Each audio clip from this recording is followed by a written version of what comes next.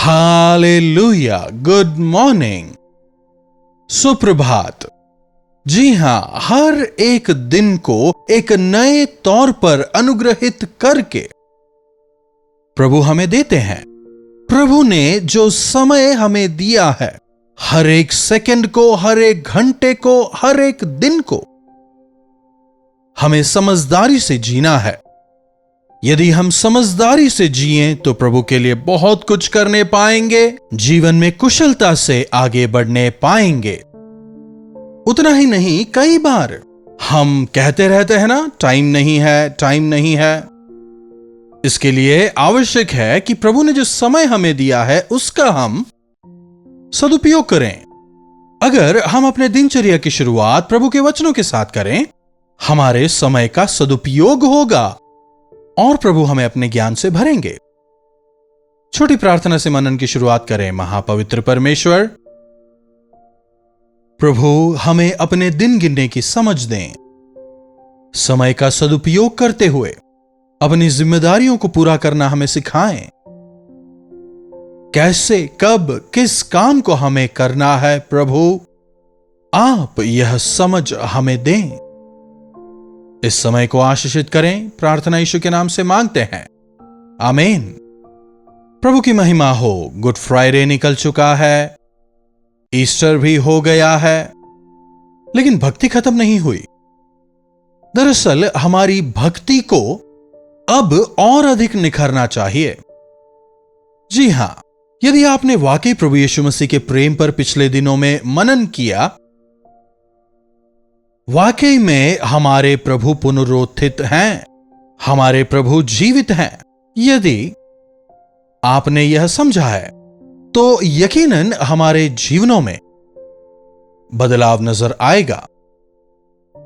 मेरे लिए प्रभु यीशु मारे गए, लेकिन आज वे मरे हुए नहीं, मेरे लिए वे दोबारा जीवित हुए। मुझसे वे प्रेम करते हैं, वे मेरे सृष्टिकर्ता हैं, वे ही मेरे उद्धार करता हैं। मेरे लिए वे दोबारा आने वाले हैं, राजाओं के राजा होकर, प्रभुओं के प्रभु होकर। आने वाले प्रभु के लिए मुझे तैयार रहना है। यदि ऐसी सोच हम में हो तो हम इस संसार में यात्री बनकर ही जीवन बिताएंगे। प्रभु कहते हैं, संसार से प्रेम ना करें। संसार से या संसार में जो है उससे प्रेम ना करें। संसार में केवल शरीर की आशा, आंखों की अभिलाषा और जीविका का घमंड है। यह पिता की ओर से नहीं है। जो संसार से प्रेम करते हैं, पिता से शत्रुता मोल लेते हैं।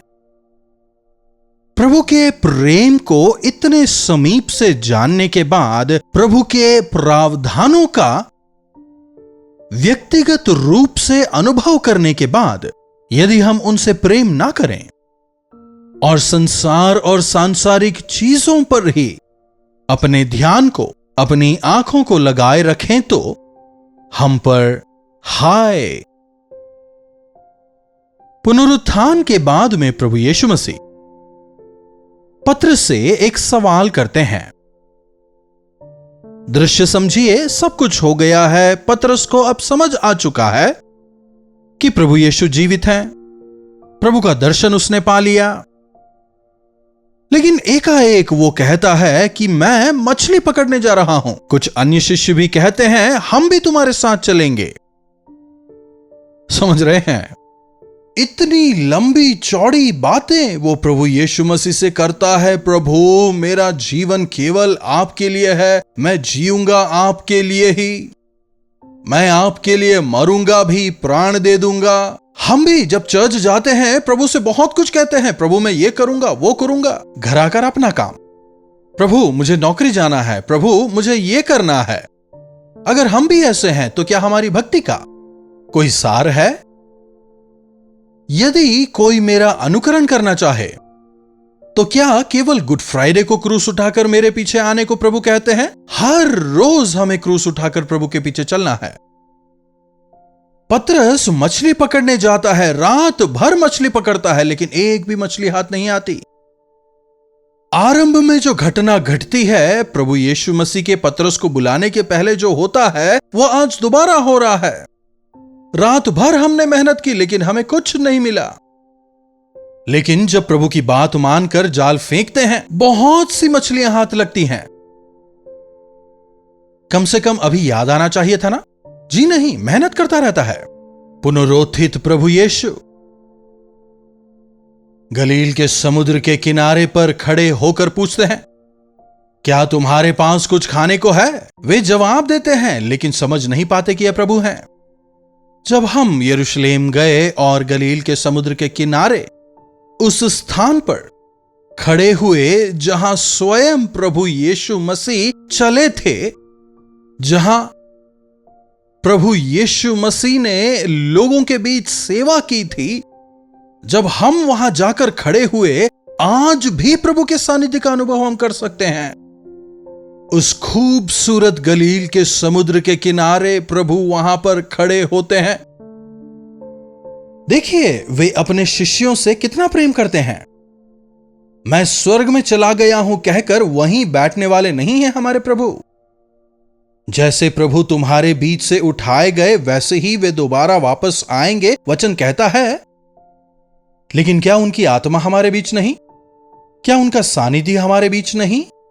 क्या प्रभु ने नहीं कहा कि मैं सदा सर्वदा तुम्हारे संग रहूंगा? जैसा उन्होंने कहा, प्रभु की नजरें निरंतर उनके डरवैयों पर टिकी हुई है।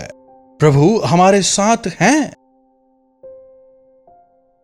कोई पुराना सा त्योहार नहीं, कोई पुराना अनुभव नहीं, लेकिन हर दिन प्रभु में हमें नया अनुभव होता है।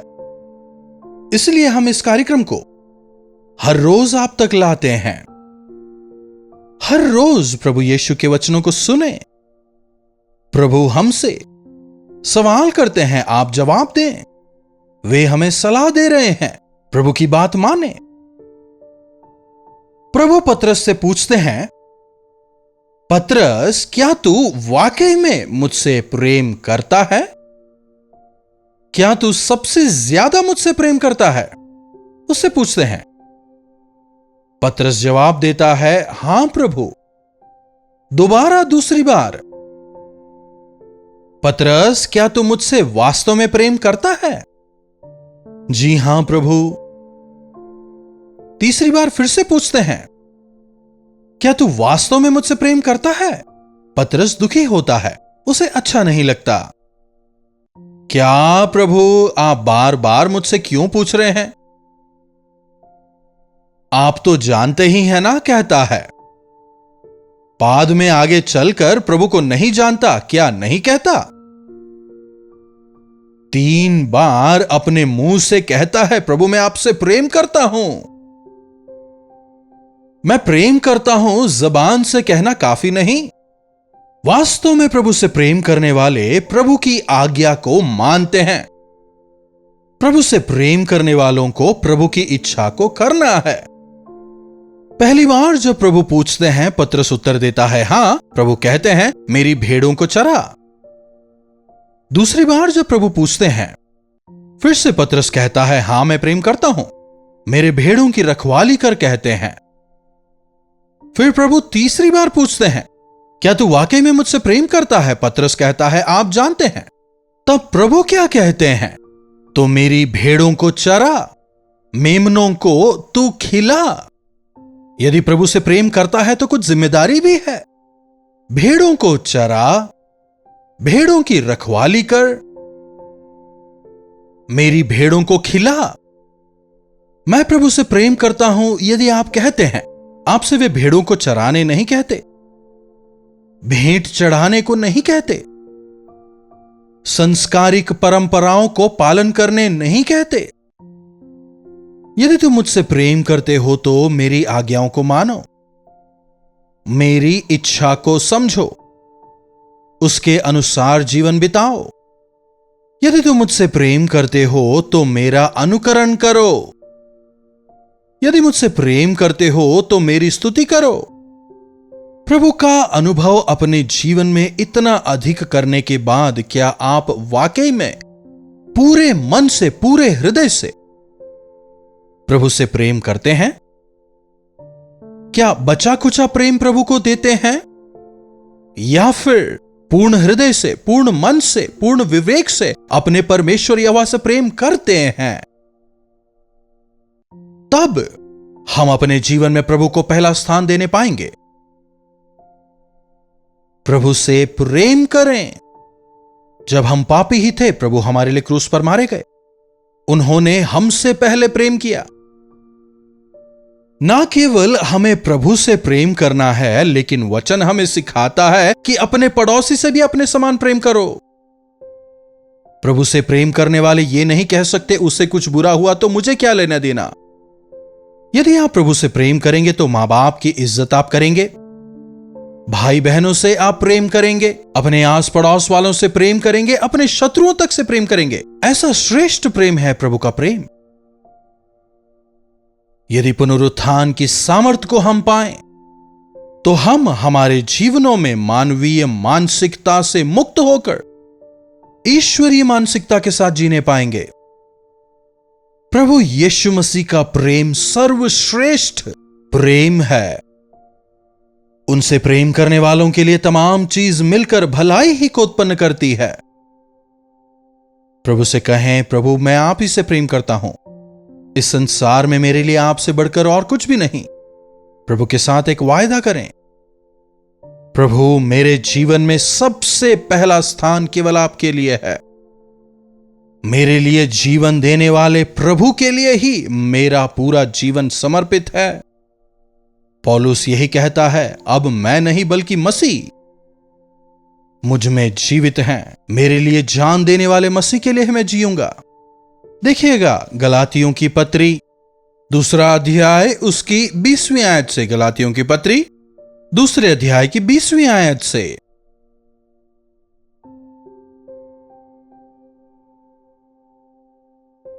मैं मसीह के साथ क्रूस पर चढ़ाया गया हूं और अब मैं जीवित ना रहा, पर मसीह मुझ में जीवित है। और मैं जो अब शरीर में जीवित हूं तो केवल उस विश्वास से जीवित हूं जो परमेश्वर के पुत्र पर है, जिन्होंने मुझसे प्रेम किया और मेरे लिए अपने आप को दे दिया। मैं क्रूस पर हूं और मसीह मुझ में है। एक वास्तविक मसीही की यही गवाही है। अब मैं उन मसीह के लिए जीवित हूं जिन्होंने मुझसे प्रेम करके मेरे लिए अपना जीवन दे दिया। मेरा शरीर अब मेरा नहीं, प्रभु का है। इसका इस्तेमाल अब मैं प्रभु के लिए करूंगा। मेरे जीवन के द्वारा प्रभु को महिमित करने के लिए मैं जीऊंगा। ऐसा एक निर्णय लें। प्रभु से एक वाचा बांधें। यदि आप प्रभु से प्रेम करेंगे तो उनकी आज्ञा को भी आप मानेंगे। कौन लोग कहना नहीं मानते जानते हैं? घमंडी, विद्रोही, धोखेबाज। वे प्रभु से प्रेम नहीं करते। यदि प्रेम करते हैं तो जो प्रभु कहते हैं हम उसे करेंगे। भले ही हमें समझ ना आए, लेकिन यह हमारी भलाई के लिए है, हम मानेंगे। आज से प्रभु से प्रेम करें। जब प्रभु से प्रेम करते हैं, उनकी भेड़ों को चराने कहते हैं, भेड़ों की रखवाली करने कहते हैं, भेड़ों की चरवाही या उन्हें खिलाने को कहते हैं। मतलब उनके राज्य के निमित्त प्रभु के लिए हमें मेहनत करनी होगी। उद्धार पाने के बाद आपको एक गवाह होकर जीना है। अगर फुल टाइम मिनिस्ट्री के लिए प्रभु ने आपको बुलाया है, अपने आप को प्रभु को समर्पित करके सेवकाई में आप आएं। जो जिम्मेदारी प्रभु ने आपको दी है, विश्वास योग्यता से उसे निभाएं। जी हां, कुछ लोग कहते हैं ना, क्यों आप यीशु के बारे में कहते हैं, यह प्रोपेगेंडा है ना? कहते हैं कि नहीं? क्या इस काम को करने के लिए आपको बाहर से पैसे मिलते हैं, इसीलिए आप यह काम करते हैं? लोग कहते जरूर हैं, लेकिन वास्तविकता प्रभु यीशु की सेवा पैसों से नहीं की जाती, किसी से जबरदस्ती नहीं करवाई जाती। प्रभु यीशु मसीह का प्रेम हमें विवश करता है। कोई मनुष्य नहीं, कोई देश नहीं या कोई फॉरेन फंड्स नहीं, बल्कि मसीह यीशु का प्रेम जो उन्होंने कैलवरी क्रूस पर हमारे लिए लहू बहाकर दिखाया, वो प्रेम हमें विवश करता है कि हम जाकर मसीह यीशु के प्रेम को फैलाएं। जिस प्रकार हम बचाए गए, उसी प्रकार अनेक लोग जो पाप में जीवन बिता रहे हैं, उन लोगों तक भी प्रभु यीशु मसीह के प्रेम का संदेश पहुंचे, ताकि वे भी उद्धार पाएं, मसीह के प्रेम को जानें। क्यों ना, जब हमने मसीह के प्रेम को जाना है, उनके गवाह होकर जीवन बिताएं। प्रार्थना। महापवित्र पिता परमेश्वर, एक बार फिर से इन वचनों के लिए हम आपके शुक्रगुजार हैं। आज जो कोई जहां कहीं से इन वचनों को सुन रहा है, उन पर आपका अनुग्रह हो जाए। आपके वचन उनके जीवनों में कार्य करने पाएं। प्रभु, होने दें कि हम पतरस की तरह दोबारा से जाकर मछली पकड़ जीवन व्यापन करने वाले ना हो, बल्कि आपके उस प्रेम का जो अनुभव हमने किया है दूसरों तक पहुंचाने का अनुग्रह हम में से एक एक को दें।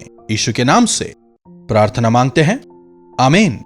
अब हमारे पिता परमेश्वर का प्रेम, प्रभु यीशु मसीह का अनुग्रह, पवित्र आत्मा की संगति और सहभागिता हम में से प्रत्येक के साथ आज, कल और हमेशा बनी रहे, आमीन।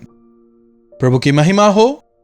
अपने प्रार्थना विषयों को आप हमें 9884907779 पर व्हाट्सएप, वॉइस मैसेज या फिर टेक्स्ट के जरिए भेज सकते हैं। हम अवश्य आपके लिए प्रार्थना करते हैं। यदि आपने अब तक चैनल को सब्सक्राइब नहीं किया है तो सब्सक्राइब करें, लाइक और शेयर करना भी ना भूलें। यदि आप इन कार्यक्रमों के द्वारा आशीष पा रहे हैं और सेवकाई में भाग लेना चाहते हैं तो हमसे संपर्क करें। हम अवश्य आपको आवश्यक जानकारियां उपलब्ध करवाएंगे। इन्हीं वचनों के साथ आज मैं आपसे विदा लेता हूं। प्रभु आप सबों को आशीष दें।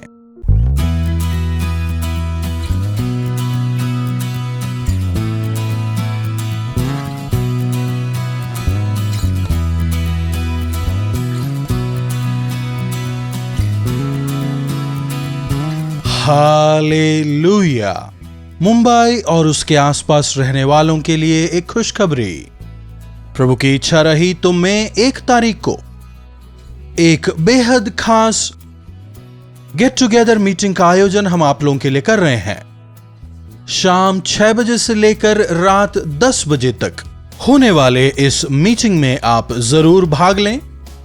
व्यक्तिगत तौर पर आपसे मिलकर आपके लिए प्रार्थना करने के लिए, प्रभु के संदेश को आप तक पहुंचाने के लिए हम चेन्नई से मुंबई आ रहे हैं। आइए इस गेट टुगेदर मीटिंग में भाग लेकर प्रभु की आशीषों को पाइए। एड्रेस है morning star English school, Sion, Dharavi, Mumbai. अधिक जानकारी के लिए आप 9884907779 पर या व्हाट्सएप करें। अधिक जानकारी आपको दी जाएगी। अपने परिवार को साथ लाएं, मित्रों को भी जरूर लाएं। मिलकर हम प्रभु की स्तुति करेंगे, व्यक्तिगत जरूरतों के लिए और अन्यों के लिए मिलकर प्रार्थना करेंगे, प्रभु के वचनों को सुनेंगे। जरूर आएं, प्रभु की आशीषों को पाएं। जरूर आएंगे ना?